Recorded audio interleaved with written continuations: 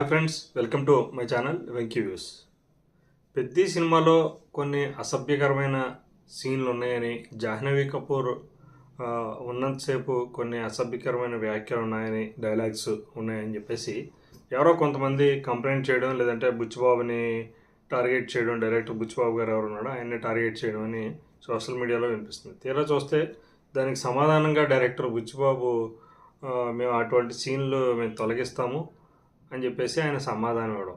అసలు ఆ సీన్లు ఎక్కడ ఉన్నాయో నేనైతే ప్రివ్యూ షో చూశానండి. తర్వాత ఏదైనా పోయిండో లేదంటే ఎక్స్ట్రా యాడ్ చేసి ఉండడానికి ఆస్కారం లేదు, ఎందుకంటే ప్రీమియర్ షో అయితే చూడడం జరిగింది నేను.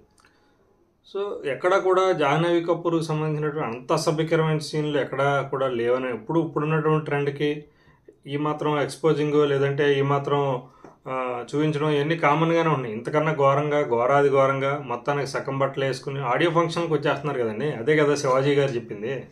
ఆడియో ఫంక్షన్లకి, ప్రీ రిలీజ్ ఈవెంట్లకే అర్ధనగరంగా వచ్చేసిన వాళ్ళకి ఏమీ లేదు. ఇప్పుడు సినిమాలో ఆ సీను, ఆ అమ్మాయి ప్రవర్తన, తన యొక్క ఒక స్పీడ్గా ఉండేటటువంటి అమ్మాయి క్యారెక్టర్ కింద ఉంటుంది. దానికి సంబంధించి వాళ్ళు ఎవరో కామెంట్ చేయడం అంట, వీళ్ళ సినిమాలో సీన్లు తీసేయడం అంట. ఉన్నదే కాసేపు, అసలు ఎందుకు ఉందో లేదో తెలియదు. సినిమాలో ఆ అమ్మాయికి పెద్దగా ఒకవేళ క్యారెక్టర్ అనేది లేకపోయినప్పటికీ కూడా పెద్దగా ఇంపాక్ట్ ఏమి ఉండేది కాదు పెద్ద సినిమాకి సంబంధించి. ఏదో ఒక 2 సాంగ్స్ కోసమో లేదంటే కొంచెం స్టోరీని ఎక్స్టెండ్ చేయడం కోసమో, ఎంగేజ్ చేయడం కోసమో ఆడియన్స్ని పెట్టారు తప్ప, లేదంటే చిరంజీవి గారు అబ్బాయి లేదంటే శ్రీదేవి గారు అమ్మాయి అనే ఉద్దేశంతో అయితే బుచ్చిబాబు పెట్టామని అయితే చెప్పడం జరిగింది. అంత డిలీట్ చేసేయాల్సిన, అంటే డిలీట్ చేస్తే ఆల్రెడీ నేను చెప్పాను కదండి రివ్యూలో, సినిమా లెంత్ ఎక్కువగా ఉందని చెప్పేసి దానికైనా ఉపయోగపడతాయి, కానీ అంత ఉపయోగపడవు. ఆ సీన్లు అయితే ఉన్నాయో కొంచెం నిడివి ఉంటుంది ఆ అమ్మాయిది. దానికి తోడు ఇంకా ఇక్కడ కట్ చేయడం అనవసరం. తీయాల్సిన సీన్లు మానేసి ఇవన్నీ తీసేసామని చెప్పడం.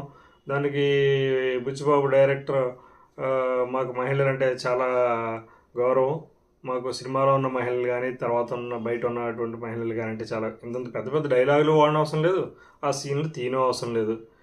ఏదో గుమ్మడికాయలు దొంగంటే భుజాలు తడుముకున్నాడంట, అలా ఉంది ఇప్పుడు పెద్ద సినిమాకి సంబంధించి ఈ సీన్లు కట్ చేసిన విధానం చూస్తే. ఇంతకన్నా ఎక్కువ ఘోరంగా ఉన్నాయి కదండి. మీరు చెప్పండి, ఇంతకన్నా ఎక్కువ. ఆల్రెడీ మీరు ఎవరైనా పెద్ద సినిమా చూస్తుంటే మీకు అర్థమై ఉంటుంది. అంత ఘోరమైన డైలాగ్స్ లేవు, నార్మల్గా ఉంటాయి డైలాగ్స్. అవి విన్నట్టు గో విత్ ఫ్లో అన్నట్టు వెళ్ళిపోతాయి సినిమాతో, ఆ కథతో తప్ప. ఆ అమ్మాయికి ఇచ్చినటువంటి క్యారెక్టరైజేషను, అక్కడ ఉన్నటువంటి ఎలక్షన్ సిచ్యువేషన్ దానిలో వెళ్ళిపోతాయి తప్ప అంత డబుల్ మీనింగ్ డైలాగ్స్ లేవు, అంత విపరీతమైన ఎక్స్పోజింగ్ లేదు చెప్పాలంటే. ఇంకా చెప్పాలంటే రంగస్థలంలో 1-2 సీన్స్ మనం ఇంకా సమంత ఎక్కువ ఉన్నాయి, దానికి ఎవడో ఏమీ గౌరవట్లా. ఇది వీళ్ళ సినిమా వాళ్ళు కావాలని చెప్పి వాళ్ళే ఒక క్రియేటివ్ ఒకటి బిల్డప్ చేసి చెప్తారో, లేదంటే ఎవరితోనో మాట్లాడించి సినిమాకి హైప్ పెంచడం కోసం చేస్తారో తెలియదు, కానీ ఇదైతే ఉత్త అబద్ధమని నా ఉద్దేశం. ఇది అయితే పబ్లిసిటీ స్టంట్ అయినా ఉండాలి, లేదంటే అది కాకపోయినప్పటికీ డైరెక్టర్స్ కానీ వీళ్ళంత రెస్పాండ్ అవ్వాల్సిన అవసరం లేదు.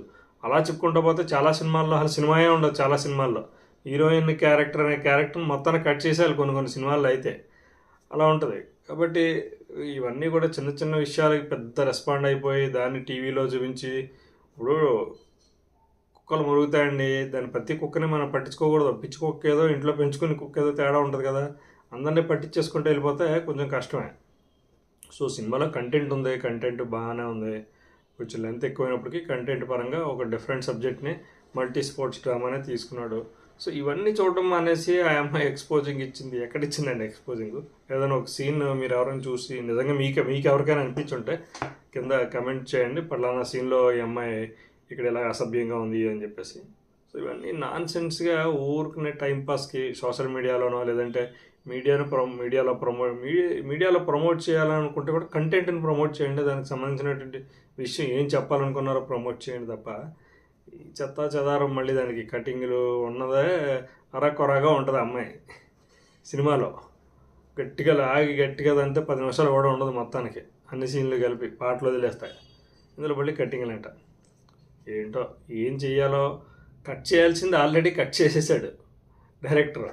ఎవరికి కట్ చేయాలో అలా కట్ చేసాడు ఆయన, కటింగ్ మాస్టర్. ఫస్ట్ సినిమాలో కానీ సెకండ్ సినిమాలో కానీ ఏది కట్ చేయకూడదు అది కట్ చేయట్లే, అనవసరమైన వాటిని కట్ చేస్తున్నాడు. ఏంటో చూద్దాం. ఆల్రెడీ సీన్స్ అయితే తీసారంటున్నారు కాబట్టి నెక్స్ట్ ఇంకొకసారి ఎప్పుడైనా వాచ్ చేయాల్సి వస్తే అంటే ఒకసారి వాచ్ చేయొచ్చండి, అది అంత రెండోసారి వాచ్ చేసేసి అంత ఏముండదు. చూద్దాం ఏం సీన్లు కట్ చేశాడో, ఎవరో ఎక్కడ అబ్జెక్షన్ పెట్టారు.